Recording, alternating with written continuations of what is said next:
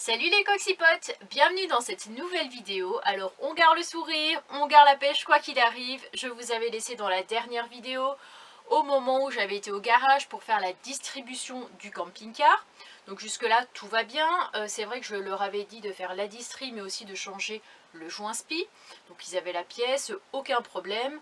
Mais au moment où j'ai été rechercher le camping-car, ils m'ont dit que le joint spi était sec, donc ils ne comprenaient pas d'où venait spécialement le sointement qu'il pouvait y avoir et qui finalement faisait quand même pas mal de gouttes.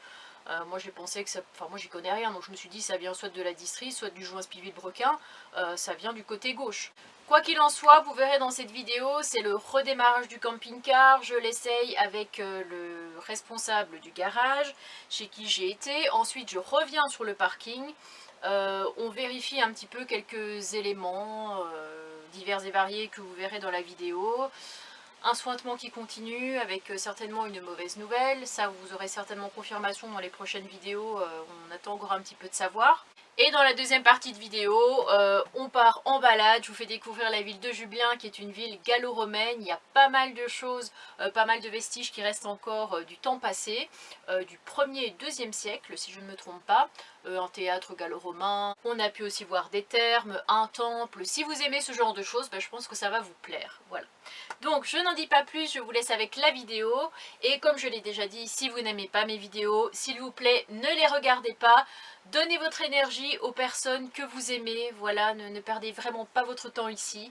Et comme j'aime le dire, on inspire la joie. Et on expire la haine. Bisous bisous, bonne vidéo. Bon, ça y est, me revoilà au garage. Je sais pas si vous entendez ce bruit. C'est le bruit de Gérard, donc il a redémarré apparemment, ça a l'air de bien se passer. Donc voilà, je suis trop contente. Là j'attends qu'ils aient vraiment terminé pour pouvoir repartir avec. Donc ça y est, j'ai pu récupérer Jean-Jacques et là on va faire... il s'appelle Jean-Jacques. Et on va faire un petit essai sur la route pour voir si la courroie ne saute pas. C'est juste pour faire pour écouter les bruits roulement ou barre stable. D'accord. Bon les petits amis, impeccable, il a roulé du feu de Dieu. Problème, c'est que je leur ai demandé effectivement de vérifier les roulements, s'ils étaient bons, les freins éventuellement. Et encore des frais quoi, c'est vraiment un truc de fou. C'est vrai que 4000 €, on me disait que c'était une bonne affaire, mais plus le temps passe, plus en fait j'ai hérité certes d'un véhicule peu cher, mais où finalement j'ai des frais qui n'en finissent plus à faire dessus, et où c'est pas une bonne affaire quoi. Je sais qu'on va encore me dire Annabelle tu n'arrêtes pas de te plaindre, mais c'est vrai qu'à un moment donné j'en ai un petit peu ras la casquette, dans le sens où là voilà j'ai fait la distri, j'en ai eu, il a changé aussi les courroies donc comme ça je suis tranquille, j'en ai eu pour 450 € environ. Ça va, franchement c'est les prix que j'avais imaginés, mais il m'a dit effectivement que les plaquettes et les disques de frein avant étaient à changer parce qu'ils sont morts. Et je pense que c'est pas fini, mais bon, c'est comme ça, de toute façon c'est ma maison donc faut bien l'entretenir, il n'y a pas le choix. Les amis, je redémarre et je vais retrouver mon petit chéri, mon petit Nani que je n'ai pas vu depuis 9 h du mat. Là il est 17 h, la journée elle a passé une vitesse incroyable. Me revoilà revenu sur mon petit spot et en fait j'ai complètement oublié de vous dire que finalement il n'a pas changé le joint spi parce qu'il m'a dit que c'était sec. Donc voilà, c'est plutôt honnête de leur part parce qu'ils auraient pu dire tiens on le change pour se faire de l'argent en plus. Et ben non, ils sont honnêtes, donc encore une fois 10 sur 10, merci à eux. Puis j'ai oublié de vous dire aussi une autre mauvaise nouvelle, c'est qu'il y a un problème au niveau des amortisseurs. Vous y croyez ça? Est-ce que vous y croyez? Moi je peux y croire, voilà, j'en ai marre. J'en ai marre des travaux. Je vais pouvoir voyager un peu sans être embêtée tout le temps. Bon, ça semble un petit peu compliqué à comprendre et à faire, mais bon. Puis j'ai complètement oublié d'enlever ce plastique. Voilà, on dirait mamie avec sa petite alaise, comme ça pour éviter les fuites urinaires. Donc Idriss a de nouveau ressorti ses outils, le cric, pour vérifier au niveau du frein. Enfin, au niveau des disques. L'usure, ce qui t'a dit que du coup c'était usé, disques et plaquettes. Oui. Et on va démonter de toute manière pour vérifier, parce que moi il me semblait que ça allait encore. Une fois j'avais regardé plus ou moins, mais j'avais pas enlevé la roue, j'avais regardé par dessous. Ouais. On va quand même vérifier et on va regarder aussi le modèle, parce que pour commander les pièces, il y a plusieurs épaisseurs de disques. Il y a du 13 mm ou du 16. Donc il faut qu'on démonte pour regarder quand même le modèle des plaquettes. Et il y a deux modèles aussi de plaquettes. Donc les disques et plaquettes, faut démonter pour regarder en fait.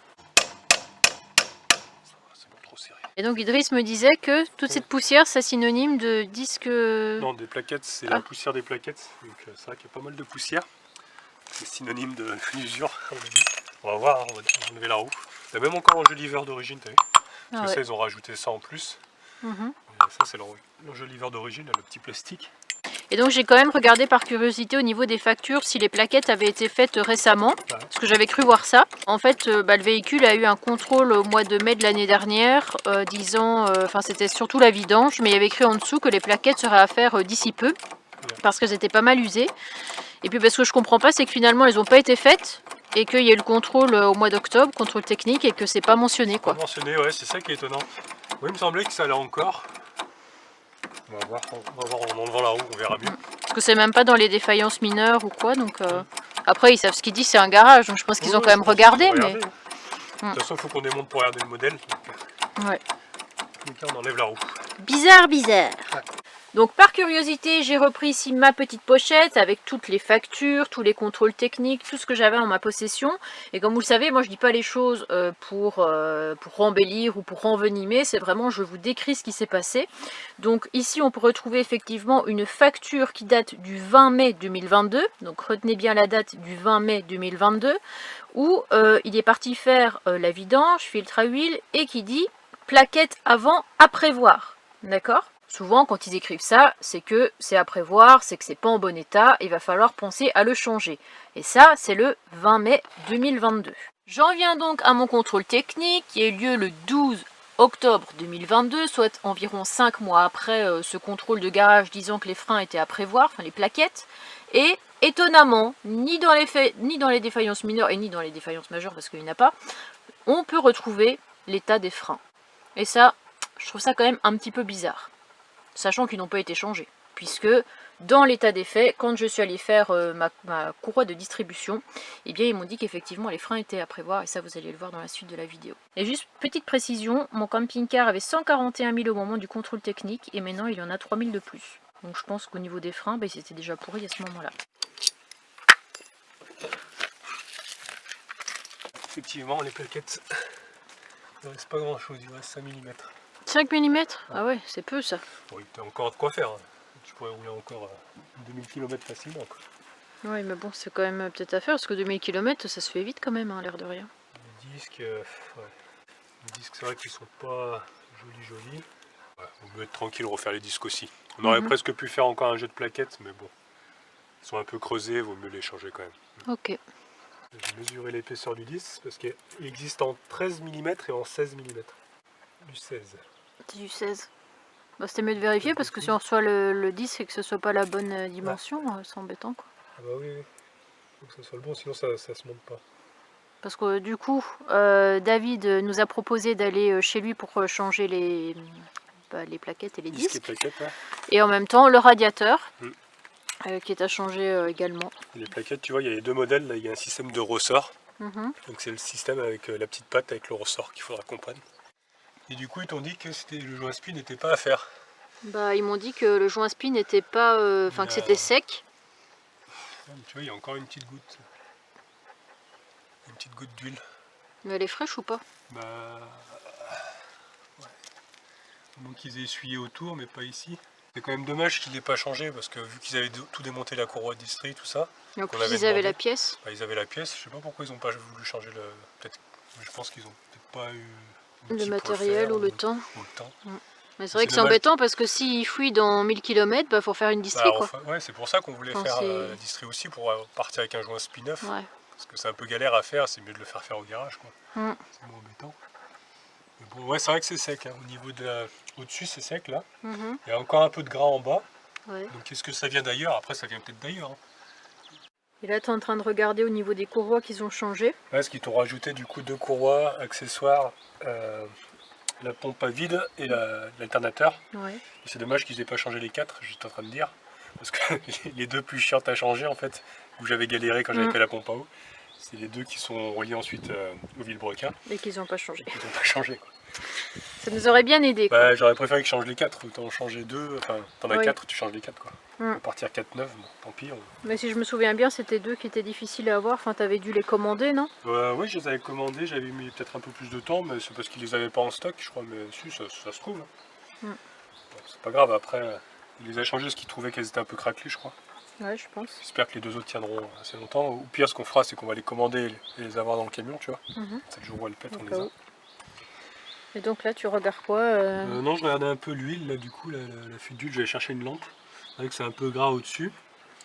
Donc, alors, si c'est pas le joint speed de la District, qu'est-ce que ça peut être? Faut regarder un petit peu. Il a dit la pompe à injection, c'était c'était sec aussi. Bah, elle est sec, mais là, c'est un peu gras au-dessus, tu vois. J'ai l'impression que ça vient de derrière le moteur. Alors, je vais essayer de chercher une lampe et éclairer un peu plus. Maintenant que c'est propre, on voit un peu mieux, tu vois. C'est sec, ils ont nettoyé avec du nettoyant frein. Et là, il y avait une petite goutte encore.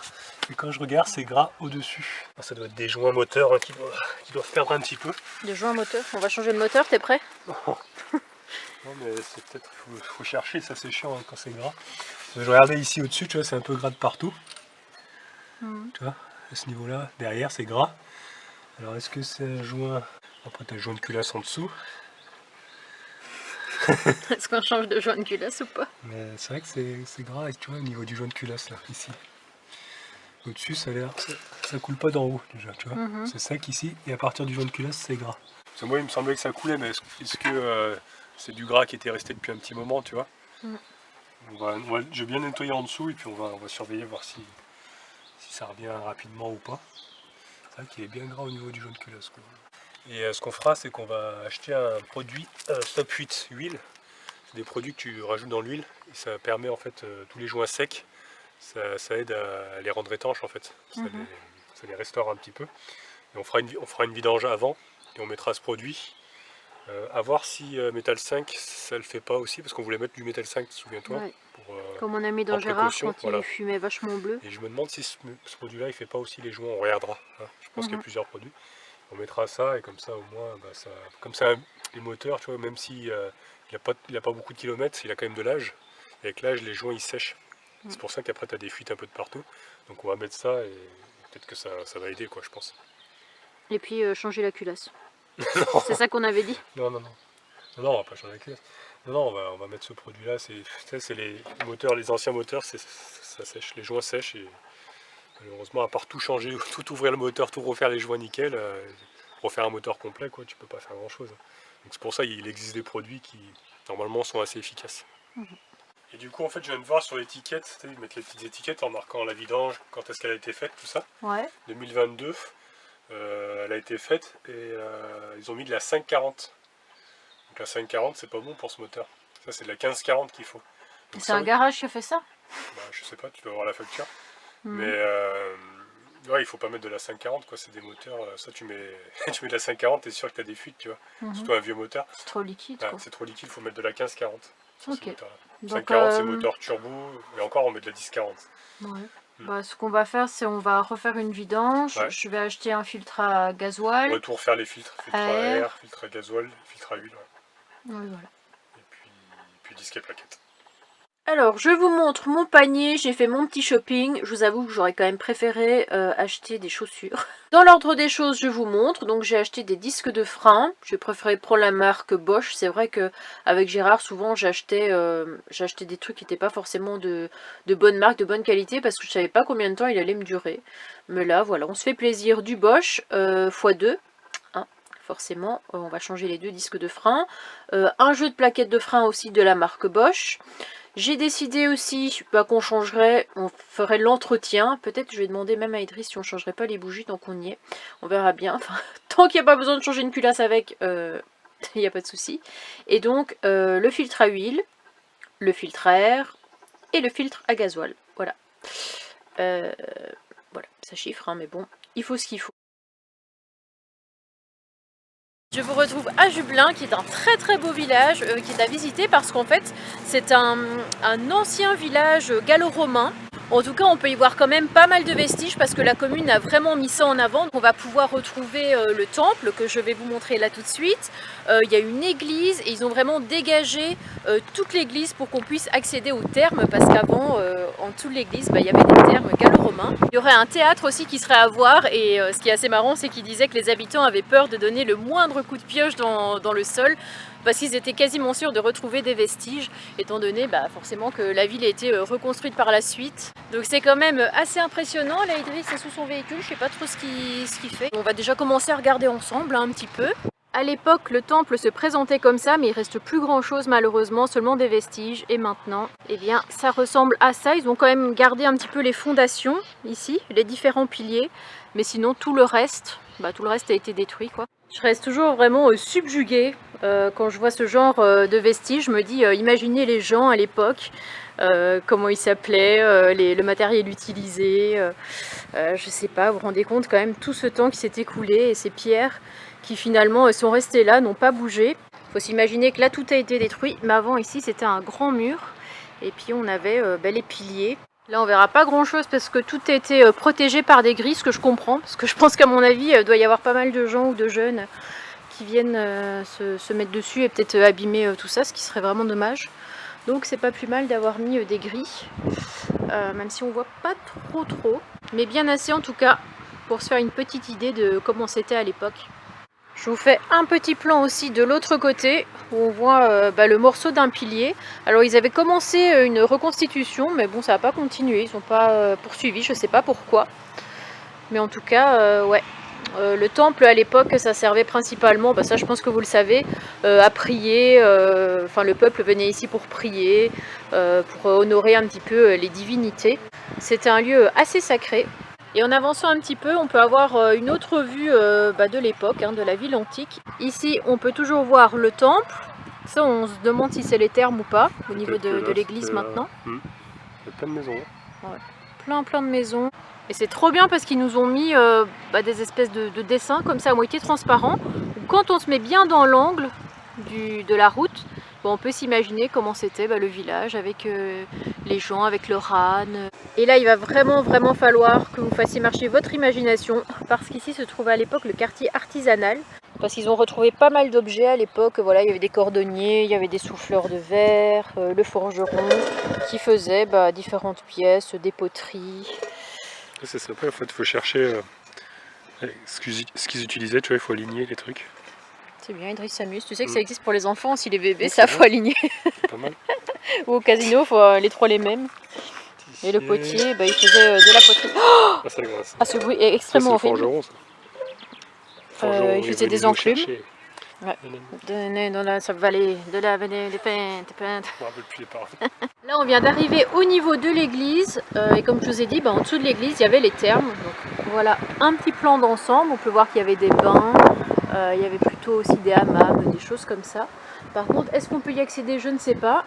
On va voir si c'est ouvert. Normalement, c'est ouvert jusqu'à 18 h. Mais bon, je sais pas. Non, je ne sais jamais ouvrir les portes. Moi, je sais pas pourquoi. Ah, j'entends du bruit à l'intérieur. Il y a des gens? Ah ouais? Ah, mais trop bien. On dirait un petit musée comme ça. Alors là, on a une petite explication sur les thermes. Regardez comme c'est vraiment impressionnant. Juste au-dessus, je pense qu'on a l'église. Et donc ici, on avait la pièce froide. Ils nous ont expliqué, c'est vraiment la fin du circuit. Ici, on a la pièce tiède. Ici, on avait la piscine, ils expliquaient, avec une autre piscine ici. Ah bah tiens, tu vois, je parle à temps parce que tout s'éteint. Avec une autre piscine ici qui était froide également. Et en fouillant un petit peu, ils ont trouvé un ancien cimetière de ce côté-là. Bon, là, c'est plus allumé, donc je ne peux pas vous montrer, mais je pense que c'est sur tout ce côté-ci, avec un sarcophage. Ça a l'air petit, tu vois, donc on se dit, est-ce que c'est un enfant? Est-ce que, bon, je sais pas. Et puis, on voit qu'il y a une petite ouverture ici, avec un os qui dépasse, ou un autre os là. Donc. Mais en tout cas, c'est cool qu'on ait pu accéder ici, parce que c'est gratuit, apparemment. Et puis, on appuie sur le bouton, et pendant 30 minutes, ça nous explique plein de choses. Oui, ça aussi, c'est un espèce de sarcophage. C'est très glauque. Par contre, j'ai pas trop vu où étaient les parties chaudes, tu sais, des thermes. C'était tout au fond, en fait. Ah oui, d'accord. Ouais, ça séparait, donc on avait la pièce froide, la pièce tiède. Ça faisait une circulation, il y avait une circulation d'air chaud aussi, faire le hammam, tout ça. D'accord. Là, on est parti sur une vidéo un peu plus historique, Des fois on rigole, on fait la fête, tout ça. Là on est sur des sujets assez sérieux. Et pour terminer notre petite balade, nous arrivons devant l'ancien théâtre. Donc ici, ce qu'on voit au premier plan, bah, c'était l'enceinte du théâtre. Et puis là, tout le long, eh bien, on avait les places où les gens s'asseyaient avec au milieu bah, la scène où il y avait les petits spectacles. Et il y a eu un premier théâtre qui a été construit ici, donc au 1er siècle, et puis un deuxième qui a été reconstruit bah, par-dessus, je pense. Hein, Ouais, c'est ça, ouais. par-dessus. Et qui était lui un petit peu plus grand. Par contre, ils disent qu'ici, il n'y a pas eu des combats de bêtes ou des trucs comme ça.